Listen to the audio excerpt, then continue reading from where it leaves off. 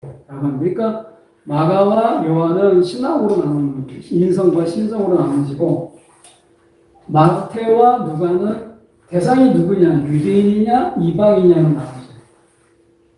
그래서 예수님을 똑같이 이야기하는데 유대인에게 전하는 복음과 이방인에게 전하는 복음이 다르죠.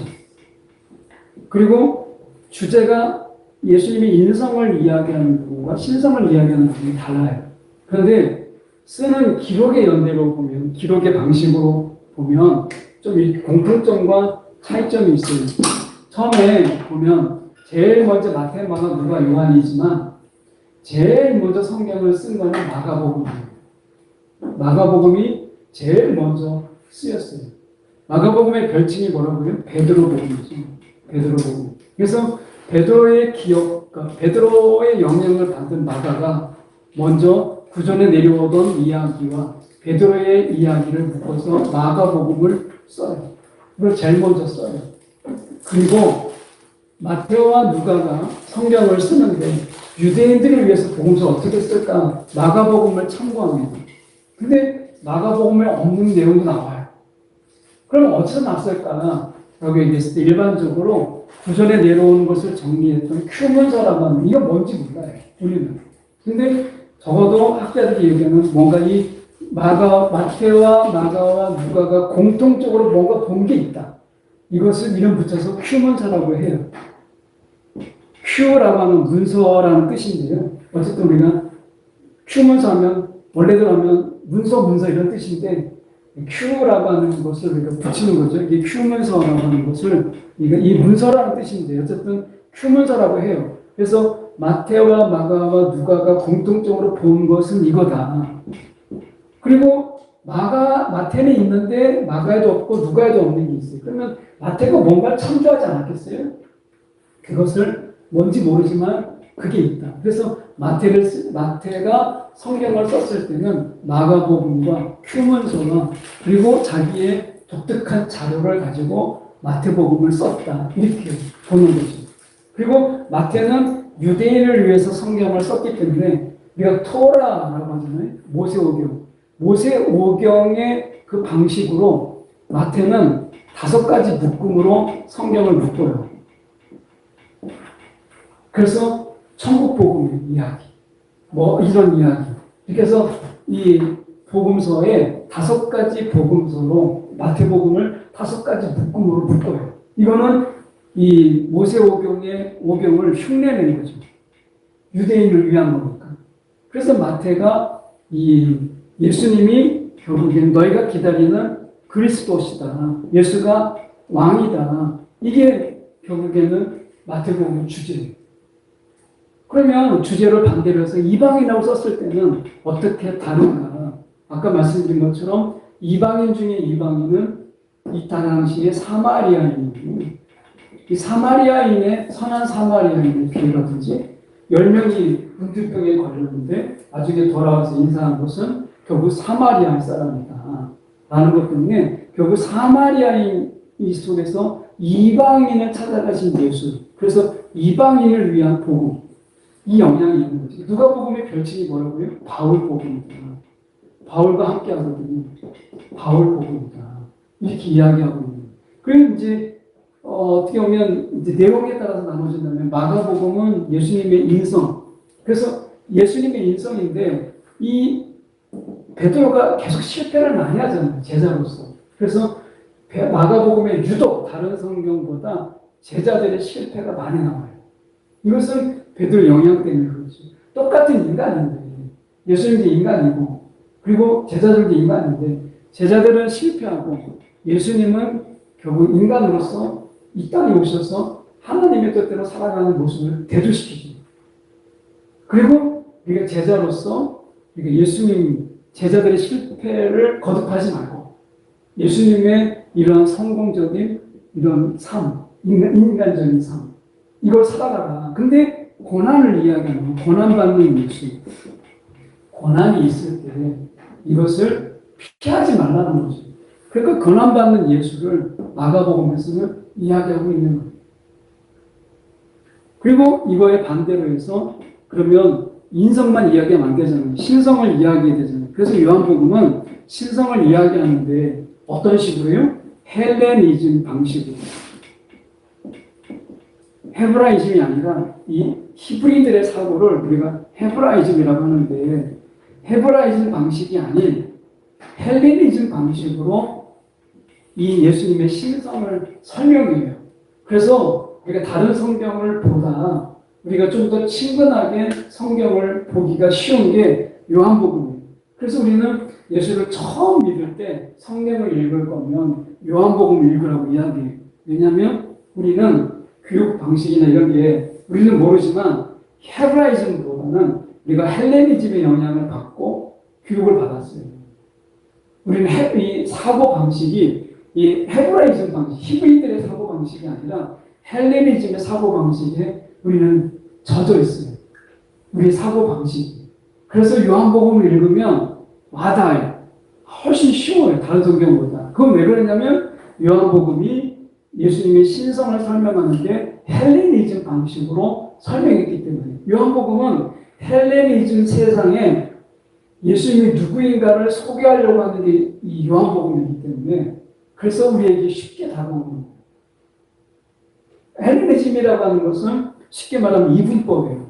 그래서 빛과 어둠, 생명과 죽음 이런 이분법적인 구조로 설명하는 거죠. 이것이 우리가 익숙한 게 요한복음입니다. 그래서 요한복음을 읽으면 편하잖아요. 성경을 읽어보면 이것은 우리가 헬레니즘 방식으로 예수를 설명하려고 하다. 예수님의 신성, 예수님이 하나님이다 라고 하는 것을 설명하고 있기 때문에 그런 겁니다. 그래서 복음서는 결국 우리가 예수님을 이야기하는데 여러 가지 각도에 의해서 인성이냐 신성이냐 대상이 누구냐에 따라서 달라지고 있다 라고 하는 거죠. 근데 같은 예수를 설명하고 있다 라고 하는 거예요. 예. 여기까지 질문이 없으시죠? 사도행전으로 넘어가겠습니다. 사도행전에 내가 보면 1장 1절을 제가 사도행전에 볼게요. 1장 1절에 보면 이렇게 말씀합니다. 데오빌로요 이렇게 있어요. 자, 누가복음에도 1장에 보면 데오빌로라고 되어 있잖아요. 그 수신자가 데오빌로다. 근데 누가복음과 사도행전의 차이는 사도행전은 시간 순으로 나눠 쓰여져 있는 역사서예요.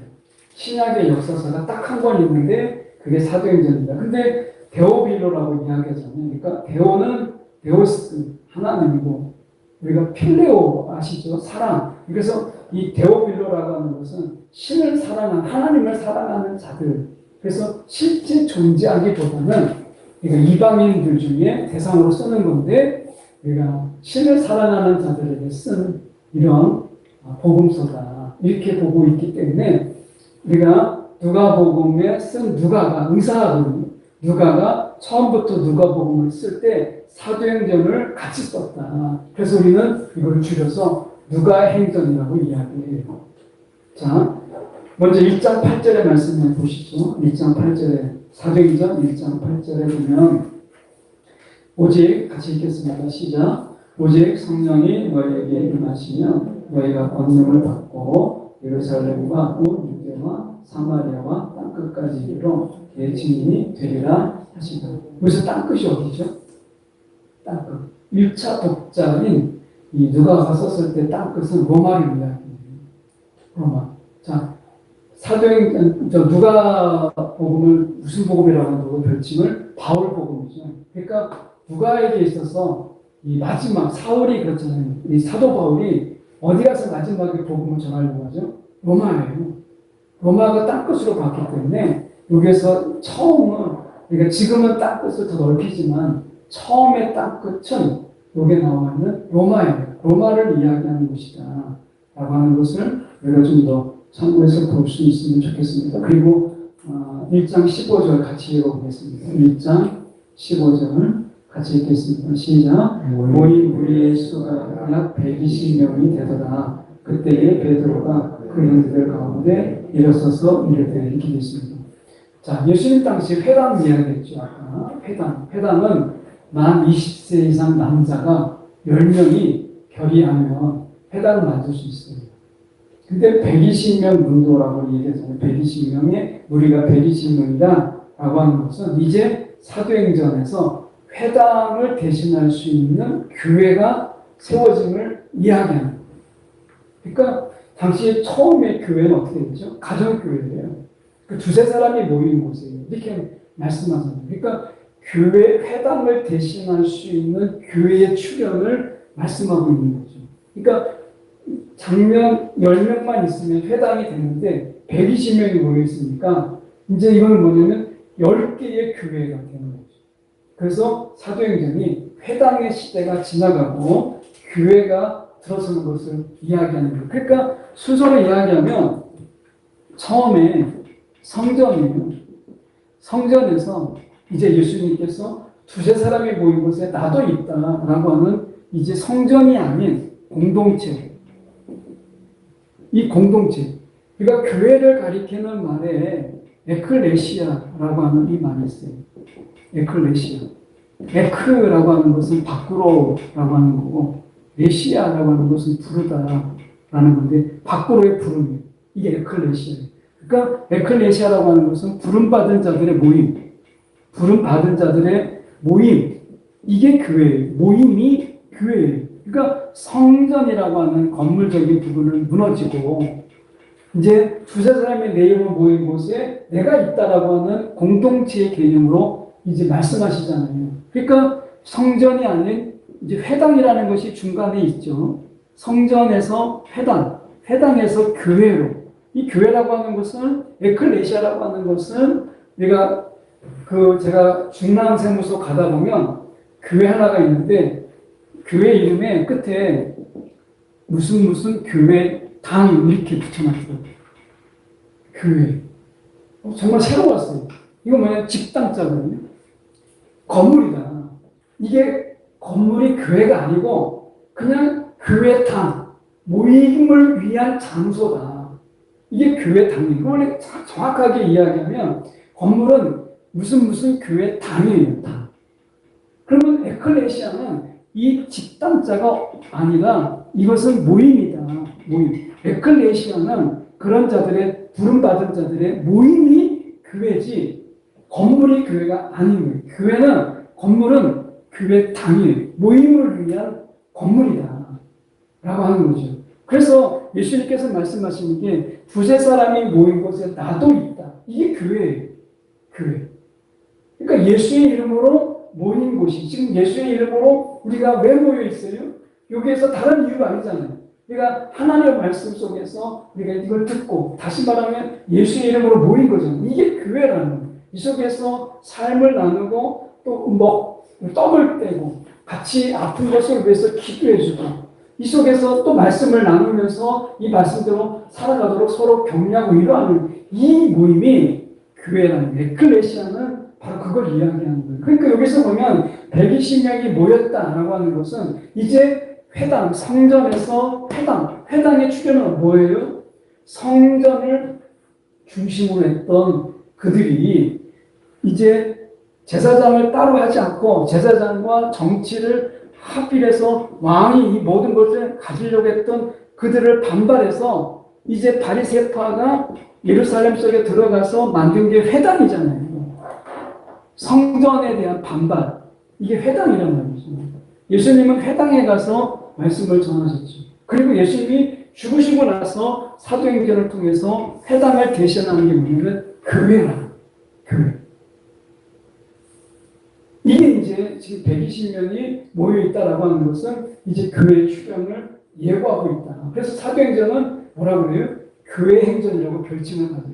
사도행전은 별칭이 많아요. 성령 행전이라고 말하기도 하고 교회 행전이라고 말해요. 왜? 많은 교회들이 세워지거든요. 그래서 사도행전을 교회 행전이다.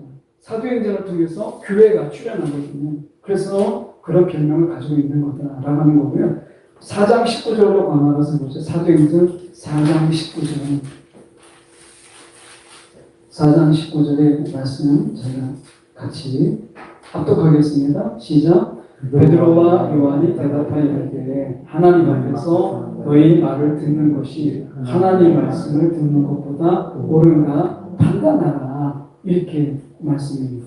여기서 이야기하는 것이 무엇이냐면 지금 하나님 말씀을 듣는 것보다 옳은가 너희 말을 듣는 것보다 이 사도 베드로는 사실은 이 굉장히 전통적인 유대인들이잖아요. 유대인. 그러니까 유대인의 저기 사고를 굉장히 많이 가지고 있는 그런 자죠.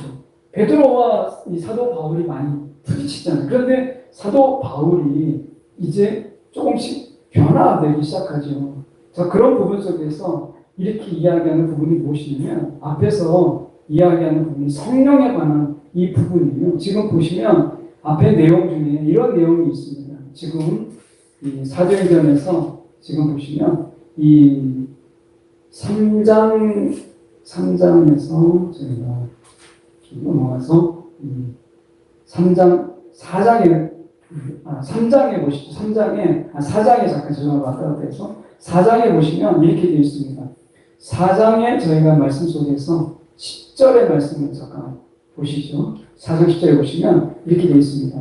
너희와 이 모든 이스라엘 백성들은 알라 너희가 십자가에 못 박고 하나님이 죽은 자 가운데서 살리신 나사렛 예수 그리스도의 이름으로 이 사람이 건강하게 되어 너희 앞에 섰느니라 이렇게 말해요. 그러니까 지금 예수 그리스도의 이름으로 이 사람이 건강하게 되었다 이렇게 말하면서 8절에 보십시오. 이렇게 말씀합니다.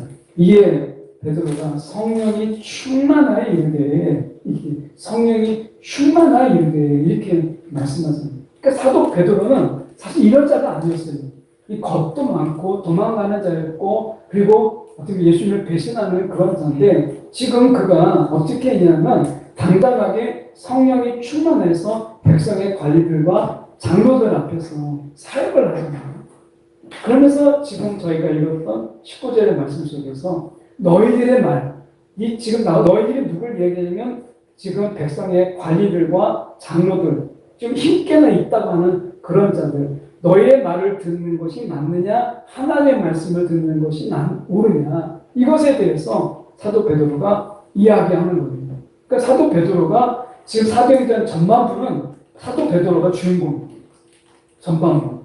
이 사도 베드로가 왜 주인공이 되냐면 베드로가 처음에는 유대인적인 이런 사고 속에서 점점 이제 사도 바울이 이야기하고 있는 베드로가 유대인적인 사고라는 것은 두 가지를 이야기해요. 하나는 율법을 지켜야 된다.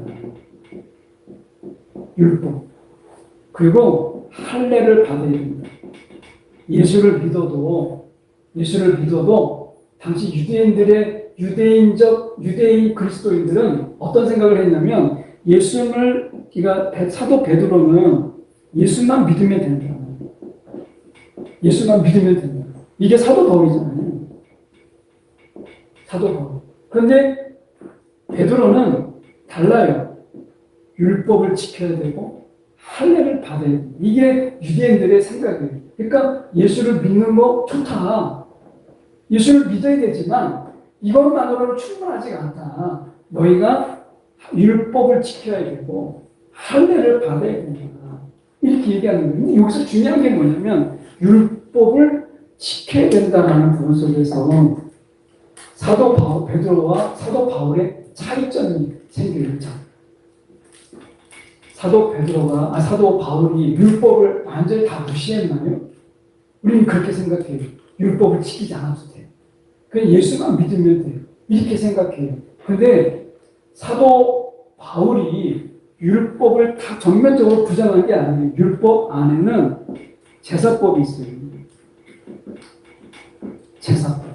제사를 어떻게 드려야 되나 이런 제사법이 있습니다. 그리고 그 안에는 정결법이 있어요. 어떻게 깨끗하게 청결법이지 이런 게 있어요. 이런 것은 다 지나갔다. 사도 바울은 이거 지킬 필요가 없다. 근데 사도 바울도 율법에 대해서 이거는 지켜야 된다라고 하는 게 있었어요. 그게 뭐냐면 도덕법이에요. 도덕법. 이게 지금 현대 그리스도인들에게 문제가 되는 게 뭐냐면 기독교 윤리라는 거잖아요.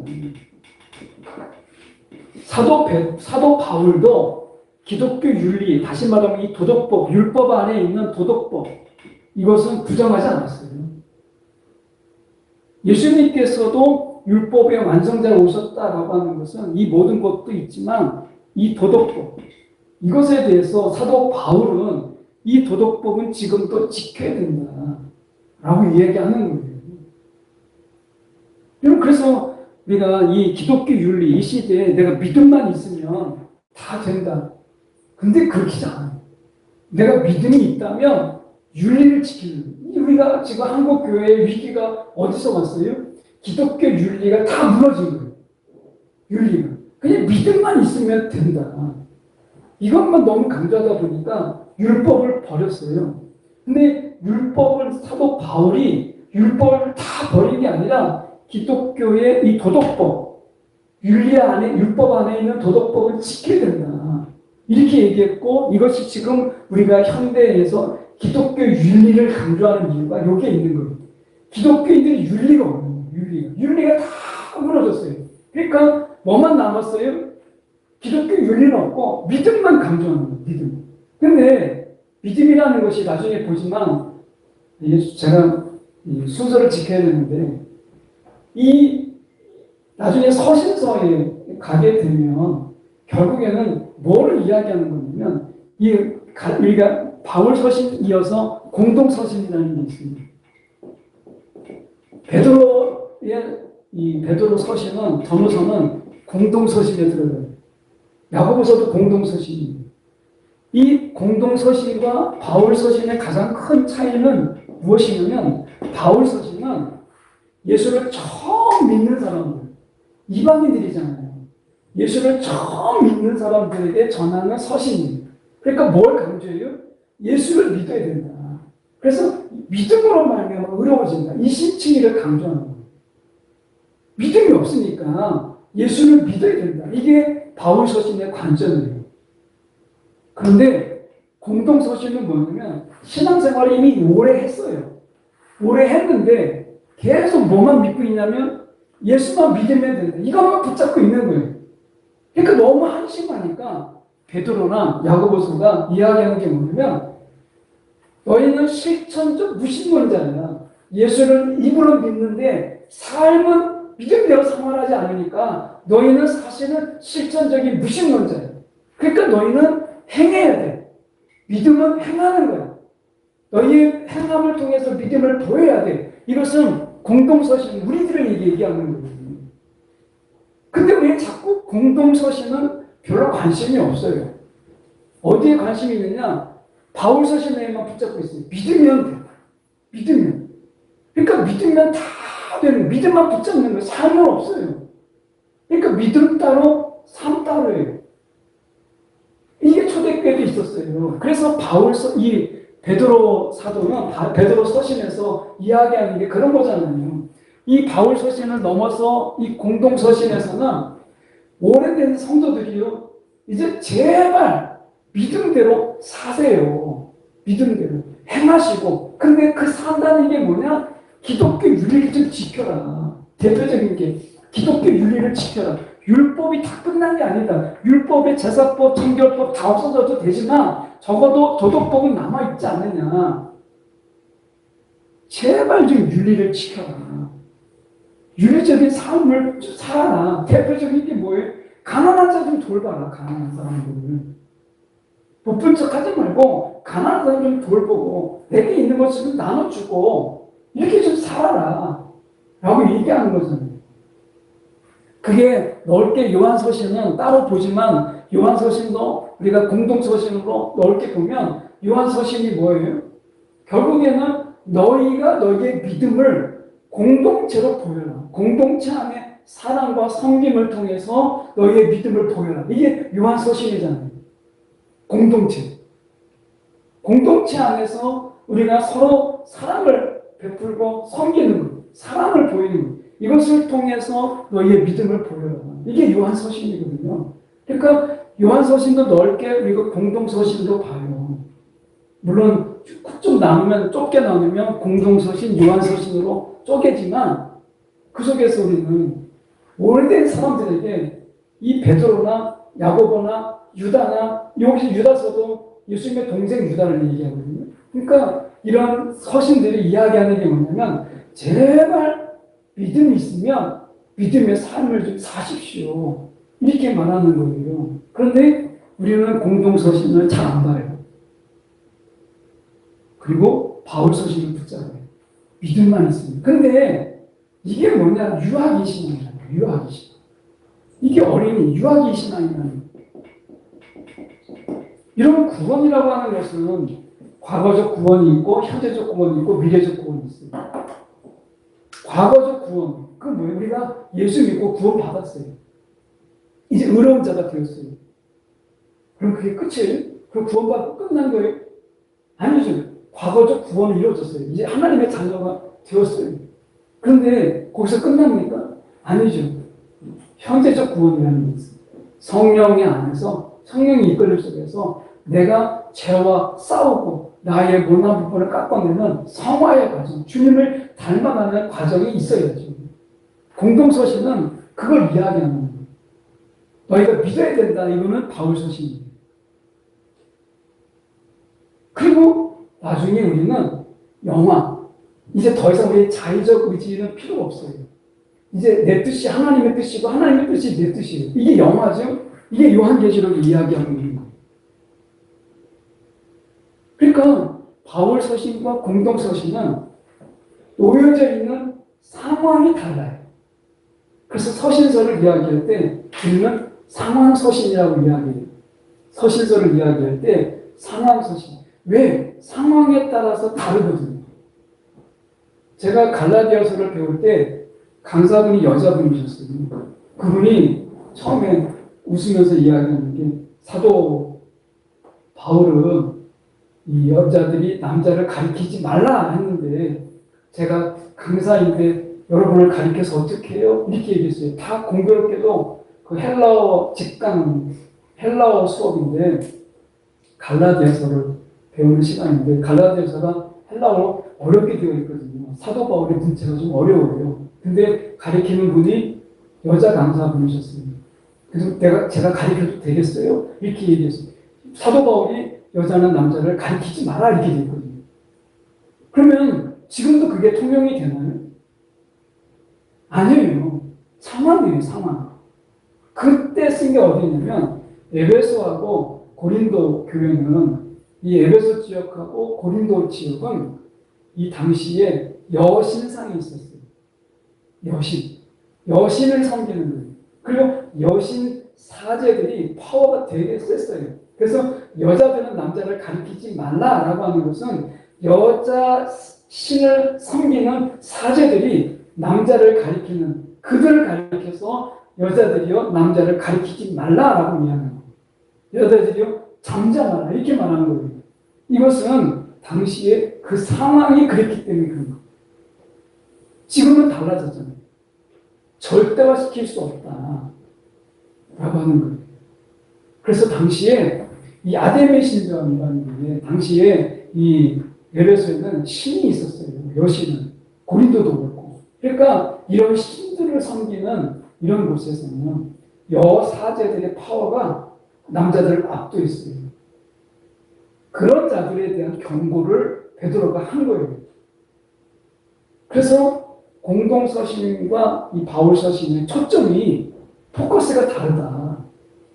그런데 저와 여러분은 계속 믿음으로 구원을 받는다. 그러니까 사도 바울의 초신자를 향한, 그러니까 이제 이방인들을 향한, 아직 예수를 모르는 자들에게 외치는 바울서신의 이야기만 붙잡고 사는 거예요. 야, 믿으면 산다. 믿음으로 사는 거예요. 삶은 상관없어. 그냥 믿으면 사는 거야. 이거만 붙잡고 있는 거예요. 근데 우리는 뭘 봐야 되냐면 공동서신을 봐야 돼요. 이제 오랫동안 신앙생활을 했는데 삶이 뒷받침이 안 돼요. 그냥 아는 것으로 그냥 다 살아가는 거예요. 그 입만 살아있는 거예요. 삶은 없는 거예요. 기독교 윤리도 없고 삶도 없는 거예요. 그런 자들에게 삶을 좀 살아라. 삶으로 좀 보여라. 행함이 없는 것은 죽은 믿음이라고 하는 이 야고보서의 이야기가 바로 그래서 나오는 거예요. 우리들을 향해서 이야기해요. 신앙생활을 오래 한 자들에게 공동서신이 있는 거예요. 여러분, 우리가 뭘 봐야 되겠어요? 어디서 도전을 받아야 되겠어요? 그러니까 전할 때, 복음을 전할 때는 공동서신으로 전하면 안 되겠죠. 바울 서신을 전해야지. 믿음으로. 예수를 믿어야 돼요. 이 믿음으로라는 말이 사실 두 가지가 포함되어 있는 거예요. 믿음으로 구하는 거예요. 믿음으로. 이 믿음으로라고 하는 게 두 가지로 돼요. 하나는 우리의 믿음. 이 믿음이 우리의 믿음이라고 하는 것은 결국에는 예수 그리스도를 믿는 거죠. 예수 그리스도를 믿는 이 믿음. 또 하나는 이 믿음으로 하는 것은 예수께서 이 땅에 오셔서 보이신 그 믿음. 예수 그리스도께서 이 땅에 오셔서 보이신 그 믿음. 그 믿음으로 말미암아 우리가 산다라고 하는 거거든요. 나중에 설명하겠지만 어쨌든 우리가 생각할 때 우리는 공동서신을 좀 더 묵상을 많이 해야 돼요. 전도할 때는 바울 서신을 더 많이 우리가 활용해야 돼요. 그래서 삶이 없어도 믿음만 있으면 이거 여러분 우리가 속는 거예요.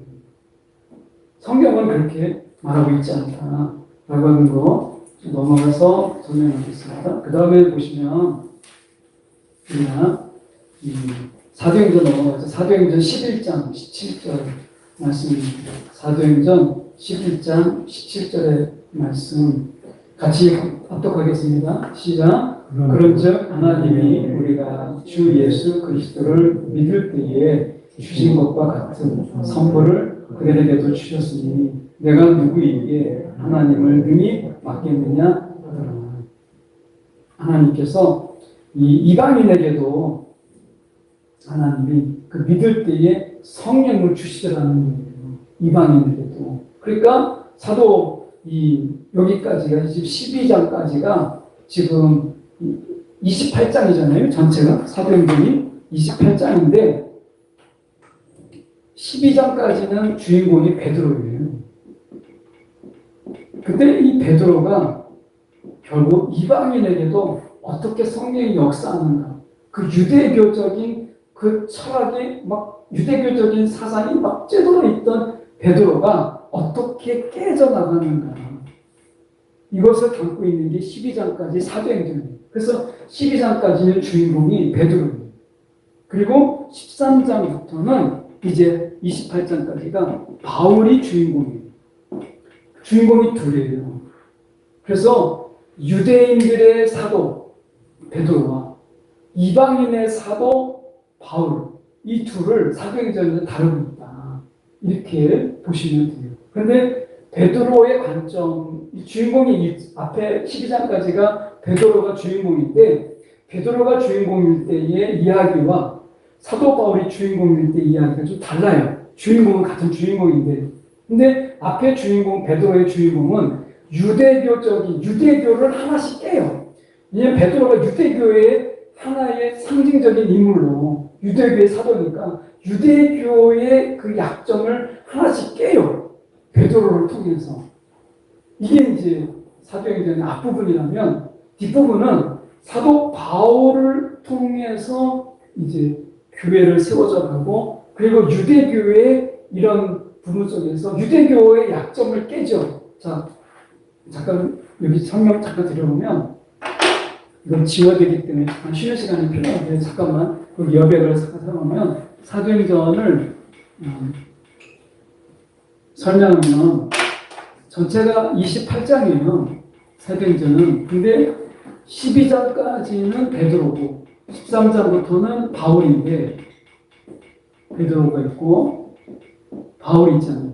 근데 여기에서 계속 공통점이 있는 게 뭐냐면 율법을 지켜야 된다 라는 거고, 할례예요. 할례. 자, 베드로는 관점이 뭐예요? 유대교적인 관점이니까 예루살렘을 대표해요. 예루살렘. 당시 예루살렘 교회는 절대적인 영향을 줬어요. 전체 이 기독교회. 그리고 바울은 안디옥 교회를 통해서 파송을 받죠. 자, 이 두 교회의 차이를 볼 수 있어요. 사도행전을 통해서. 자, 베드로는 예수를 믿어야 돼요. 그런데 유대교적인 게 좀 있어요. 그래서 베드로는 유대교적인 부분 속에서 우리가 예수를 믿어야 되지만 할례를 받아야 된다. 할례. 할례는 하나님의 백성된 증거거든요. 내가 하나님의 백성이라는 증거예요. 근데 이 증거는 어떻게 보면 할례라고 하는 것을 받아야 되고 이방인이라도 할례를 받아야 된다. 그리고 율법을 지켜야 된다. 율법을 지켜야 된다는 것에 바울도 한 부분을 제가 인정한다고 얘기했어요. 뭐만 도덕법 이거는 지켜야 된다. 근데 사실은 베드로는 이 부분을 더 넘어요. 그래서 베드로가 이 부분 유대교적인 이런 부분들을 다 깨고 결국에는 예수 그리스도만 믿으면 된다라는 것으로 이렇게 변화되는 과정을 12장까지 다루고 있는 게 베드로라면 이제 바울은 이제 너희가 예수만 믿으면 된다 라고 하는 것을 전하는 속에서 교회가 생겨나는 과정으로 이야기하고 있어요. 이 부분에서. 이 부분이 같은 주인공이 베드로와 바울이지만 전개되는 과정은 결국 할례가 아니고 율법이 아니고 예수다. 사도행전에 그걸 꿰뚫고 지나가는데 바울을 통해서 그러니까 베드로를 통해서 바울로 꿰뚫고 가는 이런 전개 방식을 취하고 있다라고 하는 거예요. 이해하시나요? 예. 안 돼도 할 수 없어요. 시간이 안 돼서. 자, 그 다음에 20장 31절. 20장 31절 말씀을 보면, 우리가 20장, 사도행전 20장 31절 같이 읽겠습니다. 시작. 그러므로 여러분이 읽게요. 내가 3년이나 밤낮 쉬지 않고 눈물로 각 사람을 훈계하는 것을 기억하라. 자, 사도 베드로를 후원했던 바리새파이기 때문에 자립 선교거든요.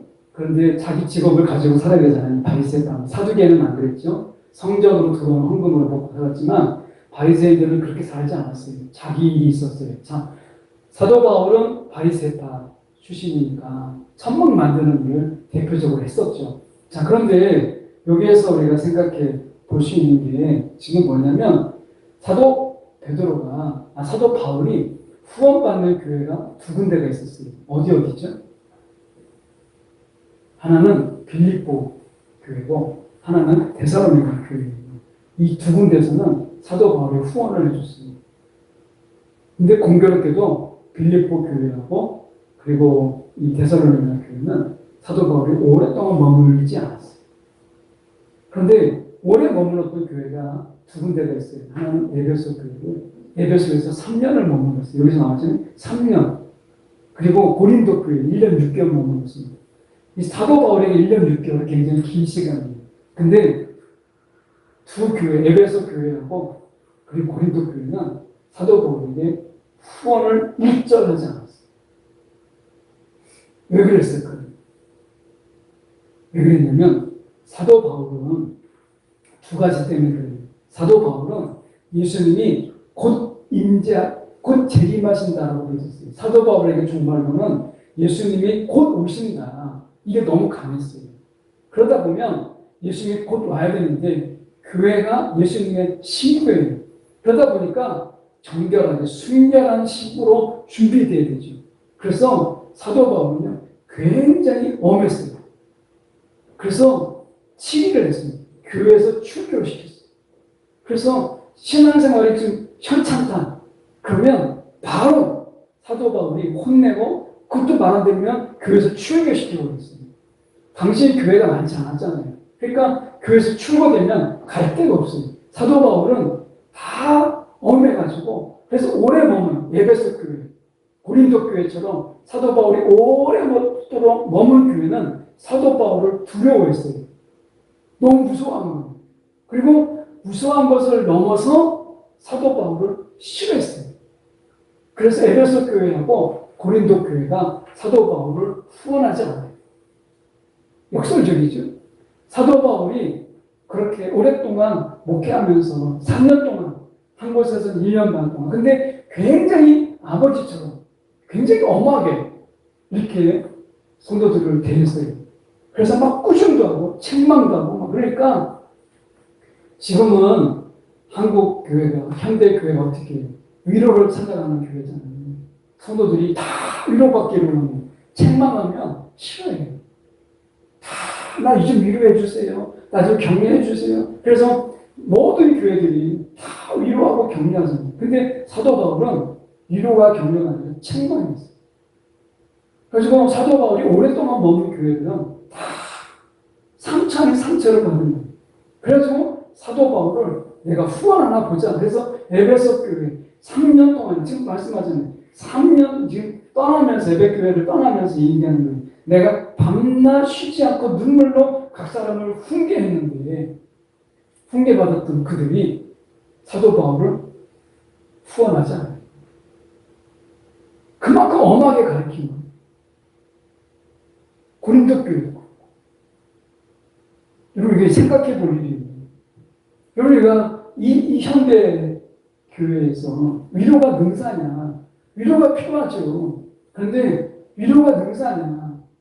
아니에요. 아마 사도 바울이 지금 현대 한국 교회에 왔으면 아마 담임으로 갈 수 있는 교회가 하나도 없을 거예요. 사도 바울을 아마 교회를 청빙받아도 아마 1년 안에 사도 바울을 쫓겨났을 거예요. 그만큼 사도 바울을 환영해주는 데가 많지 않습니다. 빌립보 교회, 데살로니가 교회, 이런 교회 말고는요, 다 사도 바울을 멀리했어요. 특히 오랫동안 보면 에베소 교회가 아주 대표적인 거예요. 여러분 우리가 위로만이 최고다. 하나님 말씀 중에 위로만 있나요? 아니에요. 책망도 있고요. 교훈도 있고 하나님께서 우리 가운데 끊임없이 때로는 막 꾸짖고 하시잖아요. 이게 필요한 거예요. 만약에 마가복음에서 제자들이 예수님의 책망을 받지 않았다면 그들이 사도로서 제대로 역할을 했을까? 우리가 생각해 봐야 될 문제예요. 자, 넘어가서 보시면 그 다음에 넘어가서 봅니다. 여기까지만 로마서까지만 보고 잠깐 쉬겠습니다. 로마서는 전체가 16장이고요. 11장까지가 이론이고 12장부터 16장까지가 실천에 관한 부분인데 로마 교회는 사도 바울이 세운 교회가 아니에요. 이미 로마에 교회가 있었어요. 이게 어떻게 로마에 교회가 있을 수 있었는가 라고 얘기했을 때 이 마가의 다락방에 있을 때 그때 베드로가 막 설교하고 이랬잖아요. 그러니까 그때 당시 로마에서 온 사람들이 그 얘기를 듣고 변화되고 그리고 로마에 가서 교회를 세우지 않았을까. 처음에는 디아스포라, 그러니까 흩어진 유대인들에 의해서 교회가 구성이 이방인보다는 이 디아스포라 유대인, 그러니까 유대인들이 흩어진 유대인들이 더 많았어요, 교회에.